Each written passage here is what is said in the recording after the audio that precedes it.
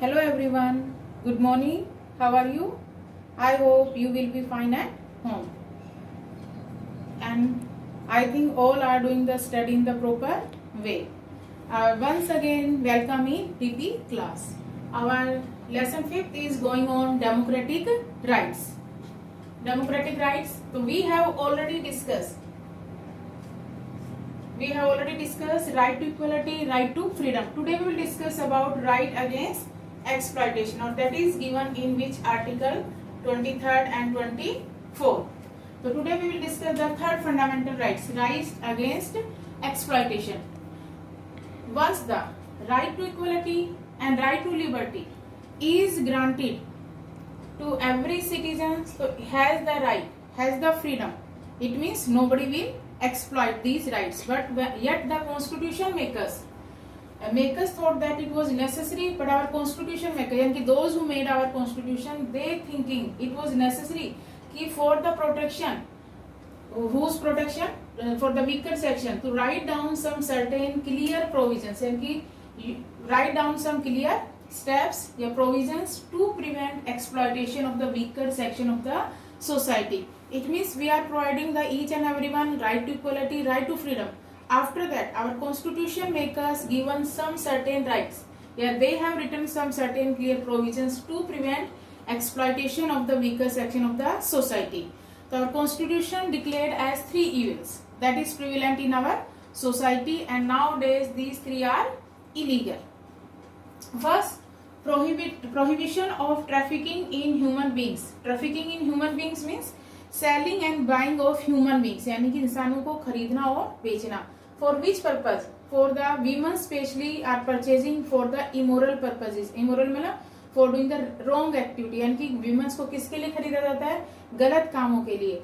And even the children also purchasing and selling. For which purpose? किस लिए उनको खरीदा और बेचा जाता है? ताकि उनका कोई पार्ट निकाल कर अगली जगह पे उसको क्या किया सके, बेचा जा सके. उनके लंग्स हैं, उनके किडनीज है, उनको निकालकर पैसों के लिए बेचा जा सके. तो that is also prohibited in our constitution. तो what is the first evils? Prohibition of trafficking in human beings, यानी कि buying and selling of human beings. Specially the womens are buying and selling for the immoral purposes. Now second, prohibition of force labour and begar. Why that is prohibition? Force labour and begar, a practice where the worker is forced to render. Worker कहाँ ये प्रथा चली आ रही है? A worker is forced to render. Render का मतलब free service, for free or at nominal remuneration. Remuneration मतलब salary. या तो जो वर्कर्स को ला रहे हैं खरीद कर, या तो कम दामों पर काम कर रहे हैं, या वो फ्री में अपने मालिक की सेवा कर रहा है. और कब ये बेगार सिस्टम बन जाता है, force लेबरी? When it takes place on a lifelong, जब ये लंबे समय तक ये प्रोसेस चलता रहता है, प्रैक्टिस चलती रहती है, that process is known as the bonded labor. तो यानी कि two evils we have discussed. Prohibition of trafficking in human beings, totally prohibited in our constitution. Second, prohibition of forced labor. Now third, prohibition of child labor. यानी कि the constitution also prohibits child labor. यानी कि no one can employ a child below the age of 14 years to work in any factories or a mine or any other hazardous work, just such as railway, beedi making and firecrackers, etc. Because these places are very hazardous for the children. यानी कि below the age of 14 years no one can employ. यानी कि कोई भी बच्चा 14 years as का काम ना तो किसी फैक्ट्री में काम करेगा, लेकिन कम पैसों के लिए क्या करते हैं, ढाबे पे आप देखे हो मोस्टली कौन काम करते हैं? छोटे बच्चे, ताकि वहां पर उनको सैलरी कम दी जाती है.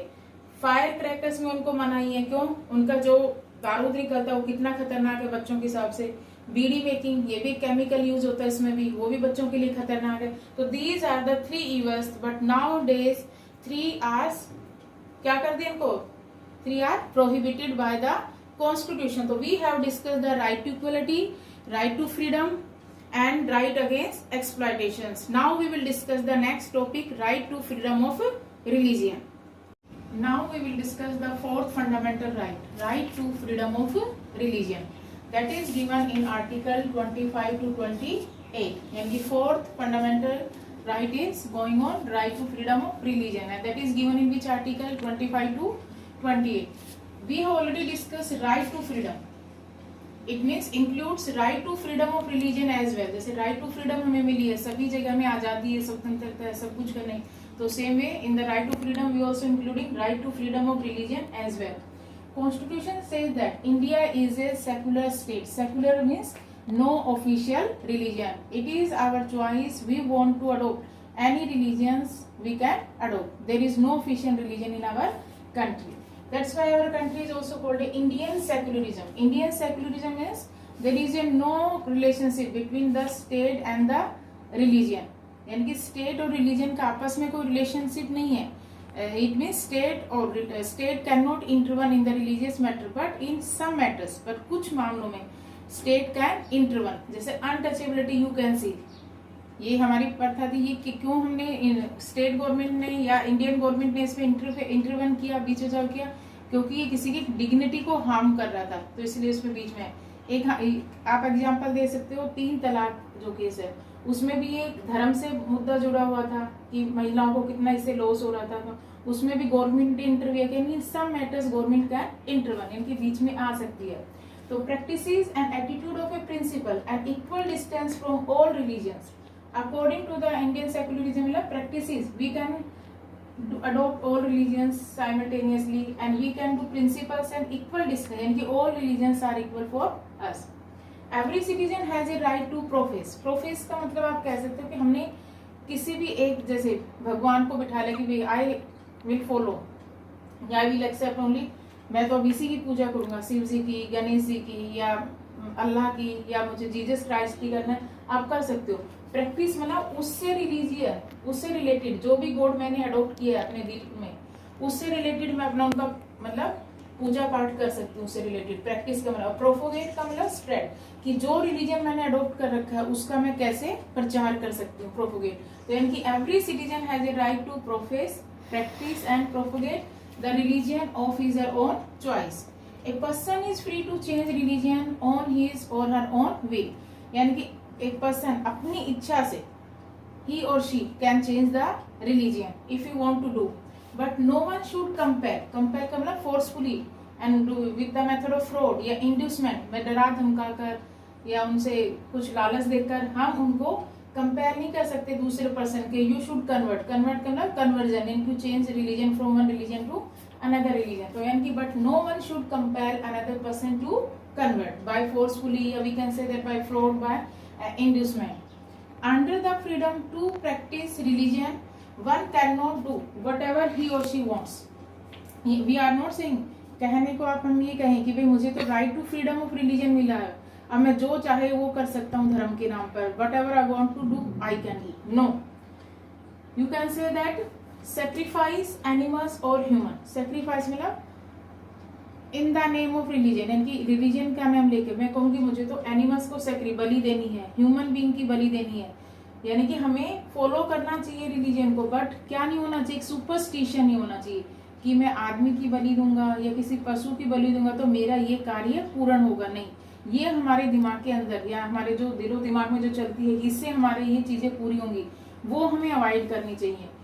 और second example we can say discrimination with women. Discrimination with women का क्या है, हम उस चीज को धर्म से जोड़ देते हैं.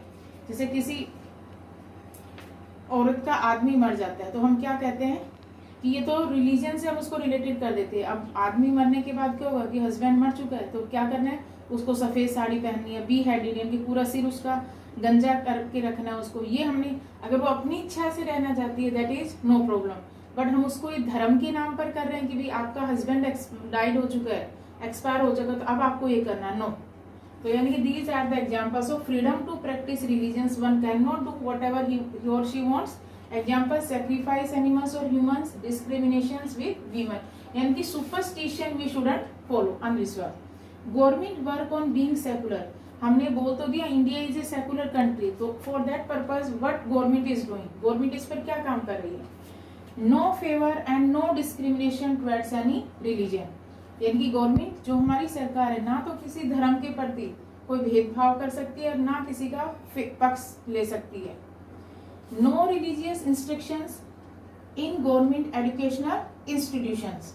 No religious instructions in government educational institution, यानी कि in the government educational institution, in the government educational institution we cannot teach any particular religious things, any religious we can say that things, हम किसी भी एक particular religions को लेकर नहीं पढ़ा सकते हैं. what about private educational institutions? हाँ, कई private schools you can say that Christian schools they are doing, वो करते हैं, but उनको भी क्या करना होगा? नो पर्सन, यानी कि in the private institution also no person shall be compelled, लेकिन प्राइवेट इंस्टीट्यूशन में भी वो किसी को कंपेल नहीं कर सकते, जबरदस्ती नहीं कर सकते कि you should have to follow only these principles of that particular religion. Every religious group और sect is free to manage its religious affair, यानी कि एवरी रिलीजियन ग्रुप और you can say that any individuals they are free to manage its religious affair, अपने जो धर्म के जो काम है अपने लेवल पर वो मैनेज कर सकते हैं. कैसे? जैसे मुझे अभी सत्संग करवाना है तो मैं अपने लेवल पर गवर्नमेंट से परमिशन लेकर करवा सकती हूँ. अमरनाथ यात्रा पे जाना है, ये हमें वैष्णो देवी की यात्रा पर जाना है, तो यानी कि ये हमारे रिलीजियस मैटर है, ये हम परमिशन लेकर अपने लेवल पर इस चीज को हम मैनेज कर सकते हैं. Now we will discuss the right we have discussed about right to freedom of religions. Now we will discuss the next topic. Now we will discuss the fifth fundamental rights, cultural and educational rights, that is given in mainly two articles, article 29 and 30. We know very well India is a multi-religious, multilingual and multicultural, each having its own identity and we can say that characteristics. To preserve these diversities, it has granting the following: the cultural and educational rights to the minorities and other communities. And how they have given, now we will discuss in article 29 and 30. According to article 29 provides that any section of the citizens, we are not talking about the only minority, any section, maybe majority or minority, residing and they are living in any part of India, having a distinct this having their own language, script or culture of its own, shall have the right to conserve the same. यानी कि in our country according to the article 29, यानी कि any citizens they are living in any part of the country, it means it is the right, so they can protect their own language, culture and script also. There should be no discrimination, shall have the right to conserve, यानी कि they can protect their culture. Further, no citizen shall be denied, यानी कि we cannot refuse admission into any educational institution maintained by the state or receiving it out of the state funds on grounds only of religion, race, caste or language. Further, यानी कि we cannot deny, हम किसी भी citizens को इस बात के लिए admission देने के लिए मना नहीं कर सकते हैं. जो इंस्टीट्यूशंस किसके द्वारा चलाए जा रहे हैं? स्टेट के द्वारा, या स्टेट जिनको क्या प्रोवाइड कर रही है? एड, यानी कि फंड प्रोवाइड कर रही है. किस आधार पर हम उनको सिटीजन्स को एडमिशंस के लिए नहीं रोक सकते हैं? ऑन द बेसिस ऑफ कि you belongs to that particular religion, race, caste और language. According to the article 30, right to minorities to establish and administer educational institution, यानी कि we have given the right to the minorities group of people to establish and administer, यानी कि वो अपनी language को, culture को protect करने के लिए अपने हिसाब से they can open any educational institution and they can manage yourself. तो under this each minority group has a right to establish, यानी कि they can establish any institution and administer educational institution of its choice, यानी कि according to their own choice they can establish any institution and they can administer. The state shall not discriminate, यानी कि state government या state government cannot deny या cannot discriminate between minorities while granting aids to their educational institutions. ऐसा नहीं कि government सिर्फ majority जो group के जो इंस्टीट्यूशन है उनको ही एड या फंड प्रोवाइड करेगी और माइनॉरिटीज ग्रुप को नहीं करेगी. No, government can not discrimination for providing the fund, यानी कि government will also provide the fund to the minority institution. So it means cultural and educational rights we have discussed mainly two articles, article 29 and 30. Article 29 what is given? It means any section of the citizen, यानी कि they are living in any part of the country, they can protect their own language, culture and script. And no one can be denied on the basis of the admission कि you are belongs to that particular religion, race, caste. They can take the admission in run by the state.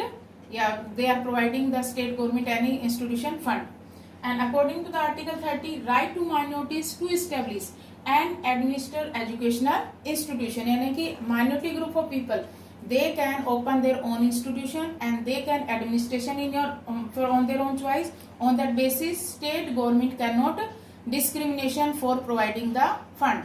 Now we will discuss the last fundamental right. Now we will discuss the right to constitutional remedies that is given in Article 32. That right is very important. Above the 5 rights we have discussed: right to equality, right to freedom, right against exploitation, right to freedom of religion, cultural and educational rights. If we didn't get these 5 rights, so where can, with the help of which right we can get? Right to constitutional remedies. यानी कि it is a right which provides safeguards to all the citizens, all the fundamental rights. Under this right, we can directly approach to the Supreme Court or the High Court if we are thinking our fundamental right is violated by the state of an individuals, या we can say that of any party. So Supreme Courts can issue orders. They give the directions to the particular party for enforcement of the fundamental rights. If they are thinking what they can do, Supreme Court, they can award compensation to the victims and punishment to the violators. So that's why that rights is called the heart and soul of the Indian Constitution. And who said these words? That is, these words spoken by the B.R. Ambedkar. Who was B.R. Ambedkar? You know very well. In the 3rd chapter we have discussed. B.R. Ambedkar was the main drafting committee member for making the Indian Constitution. And how can we get all the fundamental rights with the help of these rights? Right to constitutional remedy, writs. Writs will help us. What do you mean by writs? Writs, a formal document containing an order of the court to the government issued only by High Court or the Supreme Court. एक written formal document है containing an order, जिसमें order दिया जाता है of the court to the government. किसके लिए? Government को दिया जाता है. issued only by the, और इसको कौन issue कर सकता है? only High Court और the Supreme Court.